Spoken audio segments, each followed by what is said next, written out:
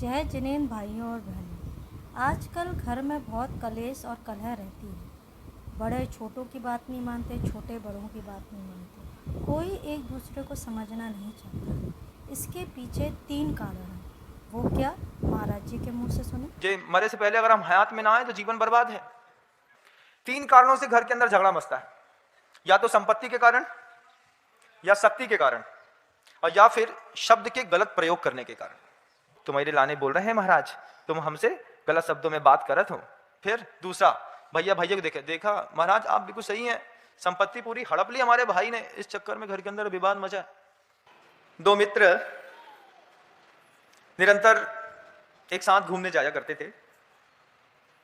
ठंडी निकली, पूस का महीना गया, धीरे से बसंत आया। बसंत निकला, धीरे से बैसाख का माह आया। तो जिस खलियान के बगल से निकलते थे उसके सामने ही एक बहुत बड़ा आम का बगीचा था। चारों तरफ से बाउंड्रियां लगी थी, पत्थर की बड़ी बड़ी बाउंड्री, सैकड़ों एकड़ में आम का बगीचा। मित्र कहता है अपने मित्र से, चल अंदर चलते हैं। कहता है कोई मतलब नहीं है अंदर जाने से, कुछ नहीं है अंदर। अरे आम है, मैं मालिक हूं पूरे बगीचे का। बोलते हैं, दूसरा मित्र बोलता है उतनी दूर जाएंगे, खाएंगे, चलो घूमते हैं। ऐसे ही घूम रहे थे तो जो अंतिम सीमा रेखा थी, जो बाउंड्री थी, उससे सट करके बहुत सारे आम के पेड़ लगे हुए थे। एक आम का फल नीचे गिरा तो दोनों मित्रों में से एक मित्र ने उठा लिया, उठा करके वहीं से बना करके उसको खाया। बहुत खट्टा, इतना खट्टा आम, पूरा दांत खट्टे हो गए। अब जैसे दांत खट्टे हो गए, बड़ा सा आम, पीला भी दिख रहा है, अच्छा भरा भी है, लेकिन डाल का पका भी है, लेकिन खट्टा, खूब खट्टा। अब 3 दिन तक मुख से उसकी खटास न गई। चौथे दिन मित्र ने कहा, रे मित्र चल अंदर से आम खा के आते हैं। सामने वाला मित्र कहता है, ये जो बाउंड्री के बगल से लगे हुए आम के पेड़ हैं, ये अंदर के सौंदर्य का प्रदर्शन कर रहे हैं ना। अंदर क्या लगा है जो बाहर दिखाई दे रहा है, देख रहे हैं हम। इतना खट्टा आम है, 3 दिन पहले खाया था, अभी तक दांत का रुठियाईपना और खटास गई नहीं है। अंदर जाकर के क्या करेंगे? मित्र कहता है, अरे मूर्ख, बाउंड्री के पास तो खट्टे आम के पेड़ जानबूझ के लगाए हैं जिसमें कोई अंदर ना घुसे। अंदर चल के देख कितना आनंद आता है, क्या मीठा आम लगे हुए हैं। मीठे आम के बहाने एक मित्र दूसरे मित्र को आम के बगीचे के अंदर ले गया। अंदर ले जाते हुए एक दूसरे से बात करते हुए एक दूसरे को बता रहे थे कि जानबूझ करके बाउंड्री के पास जितने आम के पेड़ थे अच्छे खट्टे खट्टे लगाए। क्यों? वहीं के वहीं आम गिरेगा। जैसे तुम्हारी धारणा थी, ठीक ऐसी ही धारणा के कारण कोई आम के बगीचे के अंदर नहीं घुसेगा, तो अंदर मीठे आम का जितना भी वृक्ष है वो कम से कम सुरक्षित रहेगा। सोच को सुनकर के दूसरे मित्र को बड़ा अच्छा लगा कि ये युक्ति तो बहुत अच्छी है कि बाहर बाहर थोड़ी सी खटास हो, लेकिन अंदर पर्याप्त मात्रा में मिठास हो। अंदर जाकर के देखा तो बहुत अच्छे रत्नागिरी के, हापुस के बहुत अच्छे सुंदर सुंदर आम लगे थे। एक आम बना करके जैसे मुंह के अंदर खाया, कब गल करके पेट में आम पहुंच गया पता न चला। युक्ति अच्छी लगी, और उस युक्ति के माध्यम से वो बात जो कहने जा रहा हूं कि किसी के भी जीवन का बाहरी सौंदर्य देखने की कोशिश मत करिए। थोड़ा उसके अंदर भी गहराई में जब हम प्रवेश करते हैं तो गहराई में प्रवेश करने पर पता चलता है कि वास्तविक स्थिति कैसी है। दुनिया में बहुत सारे धार्मिक व्यक्ति मंदिरों में दिखाई देते हैं। सभी धार्मिक हो जरूरी नहीं है बंधु। पूजा करने वाला, अभिषेक करने वाला, शांति धारा करने वाला, अच्छे से बात करने वाला, दान देने वाला व्यक्ति धार्मिक ही है। ये बाहर की कार्यशैली धार्मिकता की कोई पहचान नहीं है। बहुत अच्छी बात है, लेकिन ये धार्मिकता की पहचान नहीं है। और दुनिया में जितने पापी हैं, जो पापी दिखाई देते हैं, वे सब पापी ही हों, ये भी कोई जरूरी नहीं है। थोड़ा गहराई में उतरने पर पता चलता है। पत्नी पति के पीछे लगी रहती है 24 घंटे, महाराज इनको समझाओ ये मंदिर नहीं जाते, इनको समझाओ ये पूजा नहीं करते, इनको समझाओ ये मंदिर में आहार दान साधु के लिए चौके में खड़े नहीं होते, इनको समझाओ महाराज। पत्नी को लगता है पति बिल्कुल भी धार्मिक नहीं है, मंदिर नहीं आते, पूजा नहीं करते, अभिषेक नहीं करते, शांति धारा नहीं करते हैं, कुछ नहीं करते हैं। पति से पूछा, आपकी पत्नी को इस तरीके की शिकायत है? पति कहता है, महाराज मैं दुकान में 24 घंटे बैठता हूं, लेकिन आज तक कभी किसी को धर्म ध्यान करने के लिए मना किया हो तो बताइए। आदमी खुदा के धर्म ध्यान नहीं कर रहा है, लेकिन परिवार के प्रत्येक व्यक्ति को मंदिर जाने के लिए प्रेरणा देता है। प्रत्येक व्यक्ति के बोलता है चलो तुम महाराज के लिए चौका लगाओ, हम काजू किशमिश बादाम पिस्ता छुआरा जो तुमको चाहिए सब्जी हम सब भेज देते हैं। हम दुकान में बैठते हैं महाराज। पापी दिखने वाला हर व्यक्ति पापी नहीं है। वो मंदिर नहीं आकर के भी 10-10, 12-12, 14-14 लोगों को मंदिर जाने के लिए, धर्म करने के लिए प्रेरणा देते हैं। वो व्यक्ति कहते हैं महाराज आप पूछिए पत्नी से, जब कभी भी साधु का आना होता है और ये कभी बोली ले लेती है, तुरंत नगद पैसा जमा करते हैं। पत्नी आती है, वो बोल देती है कि हमने आज 5500 की बोली ले ली है, शाम होने से पहले महाराज जी पहले मंदिर का पैसा चुका देता हूं, अगर मैं अधार्मिक की कोठी में आता हूं तो मुझे दिशा बोध दें। बात सुनकर के सही में बहुत अच्छा लगा, और ये बात हकीकत है भी कि मंदिर में पूजा करने का मतलब ही धर्म नहीं है बंधुओं। इसके अलावा भी बहुत कुछ धर्म है जीवन में, जिससे हमारे जीवन का सौंदर्य बढ़ता है। दोनों मित्र आम के खेत में अंदर चले गए। अंदर जाने के बाद वहां पर एक साधु महाराज बैठे थे। बगीचे के अंदर कुछ लोगों के मकान भी थे जो उनके रहवासी थे। साधु की एक कुटिया भी थी। साधु की कुटिया के सामने ठीक एक बहुत अच्छे समृद्ध व्यक्ति का मकान था। विचित्र विचित्र तरीके की आवाजें रोज मकान के अंदर से आया करती थी। कभी बड़े बड़े मंत्रों जैसी गालियां पढ़ी जाती थी, कभी सुबह सुबह बचाओ बचाओ की आवाज आती थी, शाम को आवाज आती थी तुमको छोड़ूंगा नहीं, मार डालूंगा, काट दूंगा, ऐसा कर दूंगा। बड़ी विचित्र आवाजें आती थी। साधु बाहर कुटिया में बैठे बैठे देखता रहता कि इतने मीठे आम के बगीचे के अंदर रहने के बावजूद मन के अंदर थोड़ी भी आम की मिठास न पहुंची लोगों के।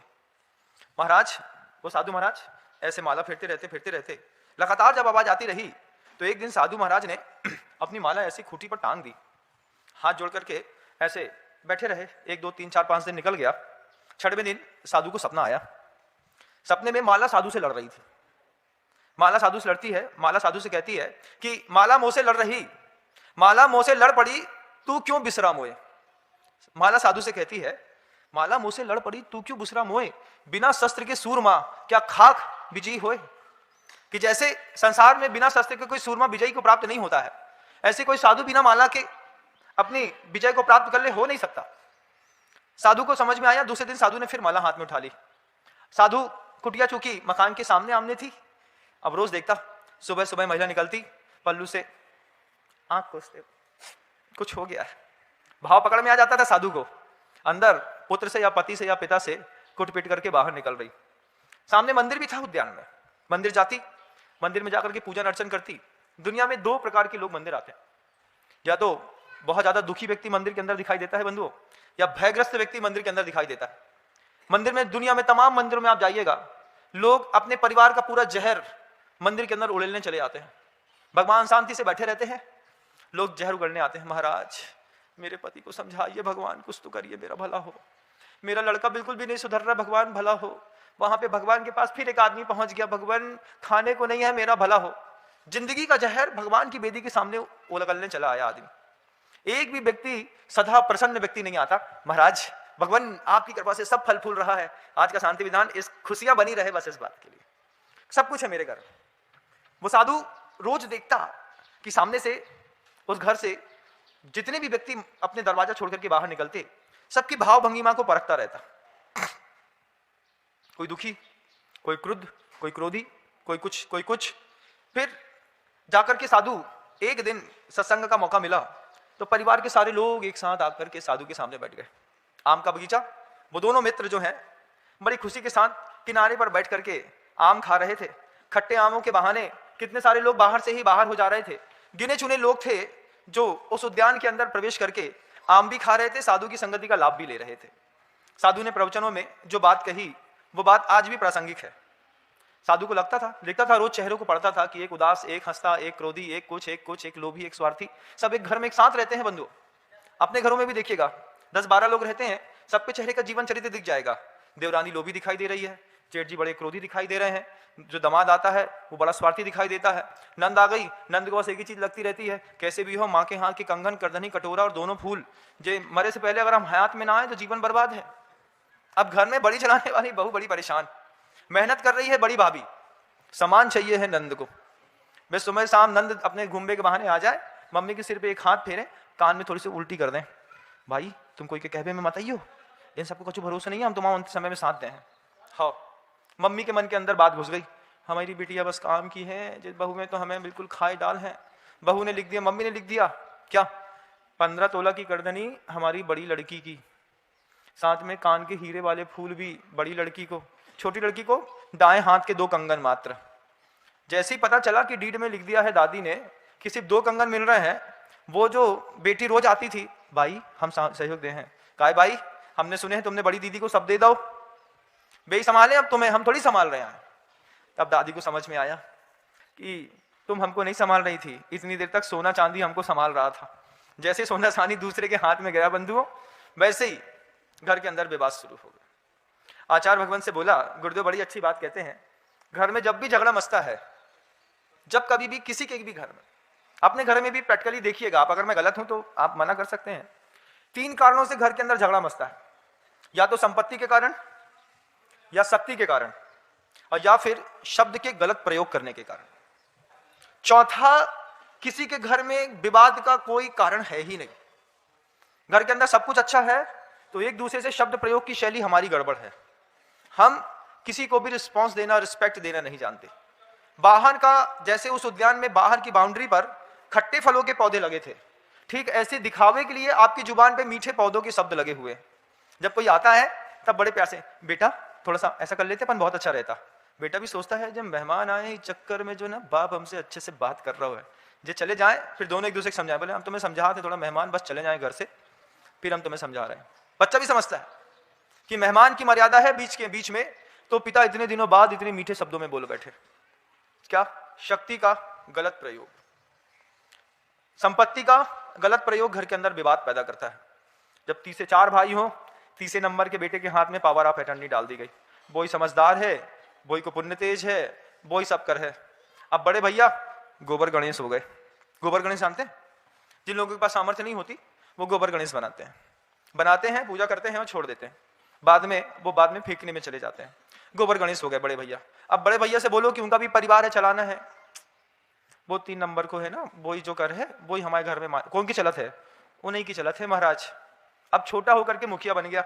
आपके घरों में ऐसा होता है क्या? होता है क्या? हो रहा है। हम गलत है? गलत तो नहीं है विनम सागर की कोई बात गलत नहीं होती बंधु।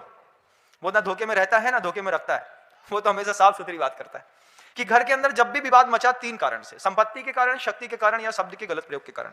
आप एक बार अपने घर के अंदर आजमा के देखिएगा कि आपका जो घर बर्बाद हो रहा है, आपके घर के अंदर जो फूट पड़ी है, बाहर तो आप बहुत अच्छा दिखाते हैं कि उद्यान में बाहर हमारे यहाँ मीठे फल लगे हैं, हम अच्छा बड़ी बड़ी कंपनी की गाड़ियां रखते हैं, बड़े बड़े अच्छे कपड़े पहनते हैं, अच्छी एसेसरीज रहती है, हाथ में हमारे यहाँ ब्रासलेट भी बहुत जबरदस्त है। आप बाहर की मिठास बहुत अच्छी दिखाते हैं, घर के अंदर भी मिठास है कि नहीं? उद्यान में अंदर भी एक आध कोई फल मीठा लगा भी है कि नहीं लगा है? संत समझा रहे थे उस उद्यान में बैठ करके, परिवार के सारे लोग एक साथ बैठ करके सुन रहे थे। घर के अंदर 3 कारणों से झगड़ा, संपत्ति के कारण, शक्ति के कारण, शब्दों के गलत प्रयोग के कारण। साधु जैसे जैसे प्रवचन देता जाए वैसे वैसे लोग एक दूसरे को देखते जाएं। हाँ देखो तुम्हारे लाने बोल रहे हैं महाराज, तुम हमसे गलत शब्दों में बात करत हो। फिर दूसरा, भैया को देखा महाराज आप बिल्कुल सही हैं, संपत्ति पूरी हड़प ली हमारे भाई ने, इस चक्कर में घर के अंदर विवाद मचा, तो फिर क्या करें भैया? झगड़ा तो मचेगा, मचाइए महाराज झगड़ा, फिर क्या करेंगे? कुछ नहीं करेंगे, विनम सागर के जितने प्रवचन है उसके आधा मिनट के शॉर्ट्स निकालेंगे, व्हाट्सएप स्टेटस पे लगा देंगे और एक दूसरे को टॉर्चर करेंगे। टॉर्चर करने के लिए प्रवचन थोड़ी दिया जाता है, प्रवचन तो अपने आप के परिणामों को सुधारने के लिए दिया जाता है। टॉर्चर कर रहे हैं बार बार, देखो विनम सागर जी ने ऐसा कहा है, ऐसा कहा है, ऐसा कहा है। इसलिए नहीं बंधुओं, थोड़ा और परिष्कृत करने के लिए कि अगर आपने अपने घर के बाहर मीठे आम के फल लगा दिए हैं, जब आपको दिख रहा है कि आपके बाहर की प्रतिष्ठा आपकी बहुत पवित्र और बहुत अच्छी है, तो अंदर की पवित्र प्रतिष्ठा बनाने के लिए क्या करना है? तो गुरुदेव कहते हैं सिर्फ 3 चीजें घर के अंदर इंप्लीमेंट हो जाएं, प्रेम, प्रेरणा और प्रोत्साहन। फील गुड फैक्टर घर के अंदर आ जाएगा कि हम परिवार के प्रत्येक सदस्य को मेहमान के सामने जितना प्रेम करते हैं, पर व्यक्ति के सामने जब कोई बाहर का व्यक्ति आता है उस समय जितने अच्छे से हम बोलते हैं और प्रेम करते हैं, उतना ही प्रेम अगर हम उसके अब्सेंस में भी करने लगे तो बाहर भी मीठे फल और अंदर भी मीठे फल, उस घर का तो कहना ही क्या। लेकिन घर के अंदर 80 साल के वृद्ध को भी इस बात की चिंता रहती है कि मेहमान के सामने तो बहुएं हमसे अच्छे से बात कर लेंगी, लेकिन उसके बाद तो अपने कपड़े भी हमको खुद ही अपने हाथ से धोने हैं। अगर बहू को बोल दें कि हमारा कपड़ा धो दें तो बहू चिल्लाती है, महाराज क्या बोलती है, एक लाने नहीं आए थे घर के अंदर कि तुम्हारी जिंदगी भर कपड़ा धोत रहे हैं, अपने खुद ही धो लो पिताजी। ऐसा होता है बंधु घर के अंदर। बहुत बुरा लगता है जब 85 साल के वृद्ध व्यक्ति को अपने हाथ से 3 रोटी बनानी पड़ती है और 1 सब्जी बनानी पड़ती। बोले क्या करें महाराज, बहुएं 5 हैं महाराज, 5 बहुएं हैं, लेकिन नहीं बनता महाराज। क्या है संपत्ति, किस काम की है बताओ, है किस काम में आई वो संपत्ति जो घर के अंदर जो है 2-3-4 रोटियां वृद्ध को सुबह शाम देने में आपत्ति है। उन्हीं का मकान है, उन्हीं की संपत्ति है, उन्हीं का सोना है, आज उन्हीं को सोने नहीं दिया जा रहा। बोले आपका कुछ नहीं है इस घर में, कुछ नहीं है इस घर में। संस्कार की कितनी बड़ी कमी थी बंधु। प्रेम घर के अंदर ना मिला, घर के अंदर प्रेरणा ना मिली। प्रताड़ना तो खूब मिलती है, प्रेरणा मिलती है क्या? बड़ों का कर्तव्य है छोटे गलती भी करें तो बहुत अच्छे तरीकों से बच्चे को समझाने की कोशिश करें, बच्चे को प्रेरणा दे, हाँ बेटा इसको अपन और अच्छे से कर सकते हैं। 80 साल के वृद्ध व्यक्ति भी अपने 65 साल के लड़के को भी प्रेरणा दे, मुन्ना तुमने बहुत संभाला है 65 साल तक, थोड़ा इसको और अच्छा कर लो और अच्छा आनंद आ जाएगा। अब वो 80 साल का वृद्ध व्यक्ति क्या बोलता है नाती से, तुम्हारे बाप ने हमारी पूरी जिंदगी बर्बाद कर दी, तुम्हारे बाप के हाथ में हमने मकान दुकान क्या सौंपी, पूरी दुकान नाश हो गई। अब पिताजी सुन रहे हैं, दादाजी नाती को समझा रहे हैं तुम्हारे बाप ने हमारी जिंदगी बर्बाद कर दी। ये क्या प्रेरणा है? ये ईर्ष्या का भाव नाती को उसके पिता के प्रति भर दिया। अब नाती के दिमाग में माइंड मेकअप हो गया, 85 साल के दादाजी गलत बोलेंगे क्या, पापा हमारे साथ भी ऐसा कर रहे हैं और दादाजी के साथ भी ऐसा किया है, अब हमको भी पिताजी के साथ ऐसी करना है। अब वो बच्चा तैयार हो गया, पता नहीं कब 80 साल के वृद्ध व्यक्ति ने घर के अंदर खाई खोद दी बंधु, बिल्कुल भी पता नहीं चला। नाती को बार बार समझाते रहे तुम्हारे पिताजी ने ऐसा कर दिया, ऐसा कर दिया, ऐसा कर दिया।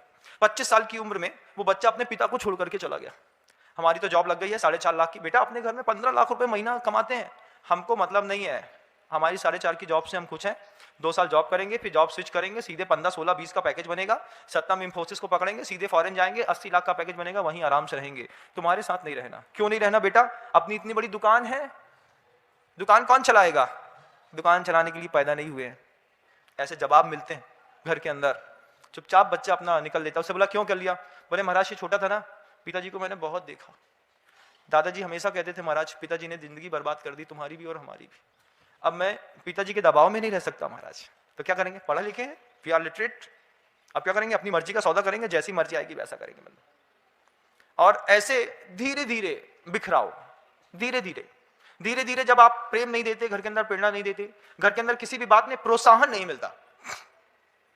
बच्चा अच्छा काम करके आया, 5 घंटे तक दुकान में बैठा रहा, माल बेचा नहीं, लेकिन माल को चोरी नहीं होने दिया। पिता को क्या लग रहा है? देखो तो नालायक को, दुकान में बैठाए भी 100 रुपये को धंधा नहीं किया। अरे ये तो सोचो कि ज्वेलरी की दुकान थी, अगर एक अंगूठी भी चली जाती तो सीधे 2.5 लाख से उतरते। 5 घंटे तक बच्चा ज्वेलरी की दुकान में बैठा रहा, मजाल है कि एक आदमी कुछ गर्दा भी लेकर के चला गया हो वहां से। लेकिन प्रोत्साहन नहीं मिलता जब घर के अंदर, जब प्रेरणा नहीं मिलती, जब प्रेम नहीं मिलता, पूरी की पूरी कौम, पूरी की पूरी नस्ल बर्बाद हो जाती है बंधु। हर आदमी धीरे से भटक जाता है। किसी बेटी ने दूसरे के कंधे पर अपना सिर रखा, बेटी जवाबदार नहीं है, परिवार जवाबदार है। परिवार की जवाबदारी थी, वक्त की नजाकत को समझते, वक्त के हिसाब से परिवार को सामंजस्य से बैठा करके व्यवस्थित करते। आज भी हम लगे हैं, 28 साल तक तो बेटी पढ़ेगी महाराज, क्योंकि 22 में तो उसका ग्रेजुएशन कंप्लीट हुआ, उसके बाद 3 साल पीजी करेगी, 2 साल प्रैक्टिस करेगी, 1 साल सेल्फ डिपेंडेंस होकर के जॉब करेगी। 29 साल की जब बच्ची हो जाएगी तब शादी के बारे में सोचेंगे महाराज, 32-33 तक तो कर ही देंगे। जमाने की दौड़ देखिए बंधुओं, बच्चा 7th क्लास में मैच्योर्ड होने लगे। आपने 7th क्लास के मैच्योर्ड बच्चे की शादी जिंदगी के 20 साल गुजरने के बाद करी, सील व्रत खाक सुरक्षित रहेगा, उसका ब्रह्मचर्य खाक सुरक्षित रहेगा। जवाबदारी थी माता पिता की कि बेटा 21 साल की हो गई हो, पहले शादी कर देते हैं, पढ़ाई उसके बाद भी हम कराते रहेंगे। फॉरेन में क्या है कि जिस चीज के प्रति भारतीय व्यक्ति अति आकर्षित है, ऐसी कामुकता का जो वातावरण या व्यवहार है, फॉरेन के जितने भी कल्चर में रहने वाले लोग हैं इस व्यवहार से मुक्त हैं। उनके यहाँ वेलगैरिटी को कोई सोशल प्रॉब्लम तो है, लेकिन वेलगैरिटी को वहां पे कोई ज्यादा खास महत्व नहीं दिया जाता। हमारे यहाँ दिमाग में बांध दी जाती चीज, अब उसी उम्र का लड़का ग्रेजुएशन करेगा कि ये सब करेगा। 21 साल में बेटी का विवाह कर दिया होता, जब चेहरे में तेज सौंदर्य बहुत जबरदस्त दिख रहा था, जब बिना किसी कॉस्मेटिक के बच्चे का चेहरा चमकदार रहता है। उम्र रहती है बंधु, अपनी जवानी में आप भी बहुत सुंदर दिखते होंगे। एक शाम रहती है जब कुछ भी खाओ शरीर के अंदर बिल्कुल ऐसा तेज टपकता है, जैसे बिल्कुल टपक के यहां से गिर जाएगा तेज। उस उम्र में बच्ची पढ़ रही है, लड़का बेचारा पढ़ रहा है। बेच बाच के फुर्सत होगा इन लोग अपने आप को। अब क्या बचा? भूसा बचा है महाराज जी, चाहे 28 में बिक जाए, चाहे 30 में हो, चाहे 32 में। अब तो सिर्फ जवाबदारियां हैं, पूरी हुई तो ठीक, और नहीं तो बच्ची तो विदेश में रही है। ये किस चीज की कमी थी? थोड़ी सी हमारी अगर दूरदर्शिता बनी होती तो हमारे घर की ये गुलाब में लगे हुए, मतलब गमलों में लगे हुए गुलाब कभी बर्बाद नहीं हुआ करते। लेकिन हमने बस अपने आप में लगा हुआ व्यक्ति अपने परिवार को कब बर्बाद कर देता है। प्रेम, प्रेरणा, प्रोत्साहन, फील इंपॉर्टेंस का कोई रोल ही नहीं है घर के अंदर। किसी व्यक्ति को उसकी अहमियत के बारे में कभी नहीं बताया गया। पिता बच्चे से कहते हैं, ये नालायक पूरे दिन नाक में दम करके रखता है। लड़का नालायक मर जाए तब क्या महाराज? तब तो घूमते फिरेंगे महाराज। संपत्ति का कौन वारिस बनेगा? कौन संभालेगा? कौन करेगा? अरे जिसको संभालना है, जिसको सब संपत्ति का वारिस है, जिसको पूरी दुनिया में आप अपना वैभव देकर के जाने वाले हैं, उसको बचपन से फील इंपॉर्टेंस, कुछ उसको इंपॉर्टेंस तो दीजिए घर के अंदर। कितने लोगों ने सुसाइड करी है घर के अंदर, माँ बहनों ने, बेटियों ने, बच्चियों ने, लड़कों ने। क्यों? क्योंकि घर के अंदर भोजन मिल रहा था, एसी मिल रहा था, कूलर मिल रहा था, लेकिन इंपॉर्टेंस नहीं मिल रही थी। कहीं भी खड़े होते बिल्कुल इग्नोर कर दिया, इग्नोर कर दो। घर के अंदर किसी भी व्यक्ति को इग्नोर नहीं किया जा सकता बंधु। अरे कुत्ते को इग्नोर करते हैं तो कुत्ता काट बैठता है, गाय को थोड़ा सा इग्नोर करते हैं तो गाय सींग मार बैठती है। आदमी को इग्नोर करने के लिए कोई सीमा है कि नहीं? कब तक?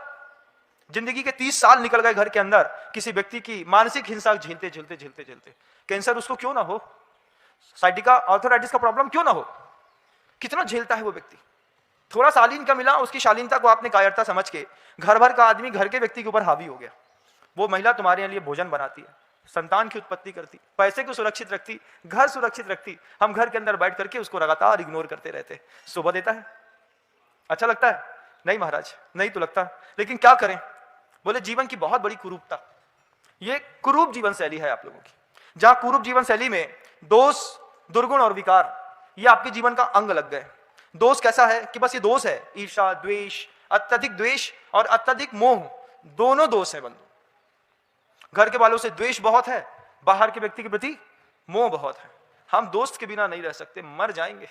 उससे बात नहीं करेंगे तो पूरा जीवन बर्बाद है। काय के लिए पैदा हुआ? ये दोष है, परिणामों का, विचारों का दोष है। किसी के रहने और नहीं रहने से अगर हमारी जिंदगी में फर्क पड़ने लगा तो दुनिया में कितने सारे लोग हमारी जिंदगी का अंग बन के निकल गए। 5वीं क्लास में जो दोस्त था, जिसके लिए अपन कहते थे कि तेरे बिना जिंदगी नहीं जी सकते, 12वीं क्लास में मिला तो उसको पहचान नहीं पाया। अरे तुम वही हो, क्या नाम था तुम्हारा? बरसों बाद मिला तो नाम पूछ लिया उसने। बिछड़ते वक्त जिसने कहा था तेरी याद बहुत आएगी, 10-12 साल 15 साल गुजरे, नाम तक भूल गए। लेकिन एक समय उसके साथ जीना, उसके वो नहीं मिलेगा तो ना खाना खाएंगे, ना घूमने जाएंगे, ना पढ़ेंगे, ना लिखेंगे, ना कुछ करेंगे। दोष है जीवन का, अत्यधिक द्वेष, अत्यधिक मोह, अत्यधिक ईर्ष्या। विकार क्या है जीवन का? मन संबंधी, घर के अंदर घर के बच्चों के ऊपर भी घर वालों की बुरी नजर। चाइल्ड सेक्सुअल जितने भी अब्यूज होते हैं लाइफ पे, चाइल्ड सेक्सुअल अब्यूज में आप देखिएगा कभी भी बाहर का व्यक्ति कम, घर के व्यक्ति से प्रोटेक्शन की बहुत ज्यादा जरूरत रहती है।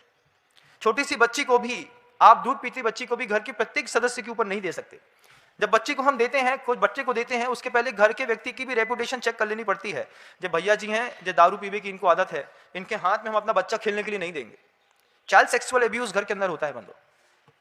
आप उसके शिकार नहीं हुए हैं, मैं ऐसा बोल नहीं सकता। जिंदगी में हर व्यक्ति को उस मुकाम से एक बार गुजर जाना पड़ता है जहां आपका मामा, आपका फूफा, आपका भैया, आपका ताऊ, आपका दादा आपको इस तरीके की गलत नजर से देख करके, ये घर का विकार है बंधुओं। अपने अंतर मन में, अगर मैं गलत हूं तो अपने अंतर मन में खुद हाथ धर के पूछना, क्या तुम कभी चाइल्ड सेक्सुअल अब्यूज के भोगी नहीं बने? क्या कभी किसने तुम्हारा दुरुपयोग नहीं किया बचपन में? पता चलेगा घर में ही कोई व्यक्ति था, बड़ी मुश्किल से उस वातावरण से हम ऊपर उठ करके आए। अगर किसी की ऐसी मानसिकता आपके घर के अंदर भी दिख जाती है, मैं आपसे कहना चाहता हूं, छोटे से बच्चे को भी उसकी गोदी में खेलने की कोई जरूरत नहीं है। हम अपना बच्चा झूले में सुला देंगे, चलेगा। हम आया रख देंगे, चलेगा। लेकिन गलत हाथनी के बच्चे में आधे घंटे के लिए भी हम अपने बच्चे को नहीं देंगे। जब ग्रुप में इस तरीके के बच्चे चले जाते हैं बंधु, उनका बहुत तरीके से मजाक बनाया जाता है और प्रत्येक मजाक की छाप उसके जीवन में छप जाती है। यह जीवन की कुरूपता है। उस कुरूपता से आप कितना करते हैं और आपके साथ कितना हुआ है, इन दोनों चीजों को आप देखने की कोशिश करिएगा। घर का बच्चा भी घर के अंदर भी गिने चुने लोगों के हाथ में, सबके हाथ में नहीं देंगे। क्यों? क्योंकि हम आपको जानते हैं। घर के अंदर जो व्यक्ति राशि खा रहा है, पैकेट खा रहा है, रात को 2 बजे आ रहा है, गुटखा पीता है, शराब खाता है, शराब पीता है, गुटखा खाता है, ये सब करते हैं दुष्कर्म, इन लोगों के हाथ में घर के बच्चों की परवरिश और पोषण नहीं होता। गुरुदेव कह रहे हैं दुर्गुण है, भरा हुआ है आदमी के अंदर। ये सब दुर्गुण है बंधुओं। दुर्गुण में क्या है कि पेट में शराब भरी है और पैकेट में सिगरेट रखा हुआ है, वहां गुटखा फंसा हुआ है, उसके हाथ में हम दे दें, भैया जी थोड़ा सा बच्चा संभालो, अपना काम कर लें? बिल्कुल नहीं, आप दूर रहिए, कीप डिस्टेंस। बदबू भी नहीं आनी चाहिए। हमारा बच्चा सो रहा है, उसको सुला देंगे, हम काम कर लेंगे, लेकिन आप जैसे लोगों के हाथ में नहीं देंगे। साधु समझा रहे थे घर के उस माहौल में बैठ करके उस उद्यान में कि दुर्गुण ऐसे होते हैं, सद्गुण ऐसे होते हैं, प्रेम की प्रतिष्ठा बनाइए, परमात्मा की प्रतिष्ठा बनाइए, प्रेरणा और प्रोत्साहन को समय दीजिए, फील इंपॉर्टेंस करिए। घर का प्रत्येक सदस्य सुन रहा था इस बात को, और सुन करके उस दिन के उस प्रवचन से पूरा परिवार मुग्ध था। उस दिन बहुत दिनों बाद बड़ी माँ ने खीर बनाई और परिवार के सारे सदस्यों ने बैठ करके एक साथ शांति के साथ खीर खाई। बात इतने में खत्म ना हो गई, वे दोनों बच्चे घूम करके फिर के लौट करके उद्यान से बाहर निकले, और जिस बच्चे को बाहर के खट्टे फल को देख करके अंदर जाने की मन नहीं थी, वो खट्टे फल वाला बच्चा कहता है कि मीठे फल के बहाने आज मुझे मीठा प्रवचन मिल गया है, अब मैं घर में जाकर के कल माता पिता को भी यहाँ लेकर के आऊंगा। मित्र का तो ये उद्देश्य था कि किसी भी बहाने, उस फल के बहाने उस मित्र के जीवन में अगर सुधार करना है तो साधु की संगति तक बैठा गया। इसको साधर्मी वात्सल्य कहते हैं बंधुओं। तीर्थ क्षेत्रों में जब भी जाइए